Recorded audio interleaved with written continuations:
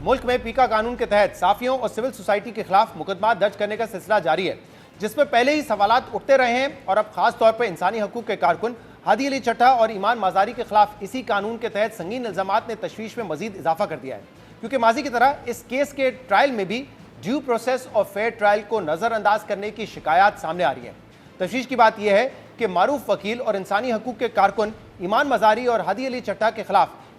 पीका एक्ट के तहत मुतनाज़ा सोशल मीडिया पोस्ट करने के केस में ट्रायल जारी है, जहां उन पर यह इल्जाम लगाया गया है कि उन्होंने अपनी सोशल मीडिया पोस्ट में लसानी बुनियादों पर तकसीम को हवा देने की कोशिश की है और लापता अफराद की जिम्मेदारी सिक्योरिटी फोर्सेस पर आयद की है। इस केस के ट्रायल में जल्दबाजी और ड्यू प्रोसेस को नजरअंदाज करने के सवालात तो उठ ही रहे थे, मगर कल इस केस में एक गैर मामूली मामला सामने आया कि जब जज अफजल मजोका की अदालत ने मुल्जिमान की जानिब से सरकारी वकील पर अदम एतमाद करने के बावजूद उसी सरकारी वकील तैमूर जंजुआ को ट्रायल चलाने पर इसरार किया और जज के इस कंडक्ट पर एतराज उठाने पर दोनों मुल्जिमान को जबरदस्ती कमरा अदालत से बाहर निकाल दिया गया, जिसके बाद मुल्जिमान के सरकारी वकील ने आधे घंटे में 5 गवाहों पर मुल्जिमान की गैर मौजूदगी में जरा मुकम्मल कर ली, जबकि मुल्जिमान के अपने वकील को जरा का मौका नहीं दिया गया। अहम बात यह कि कल होने वाली अदालती समाअत से पहले इस केस में एक और अहम पेशरफ देखने में आई थी, जब 4 रोज पहले समाअत में सरकारी वकील शकील जट ने इस्तगासा के गवाहान पर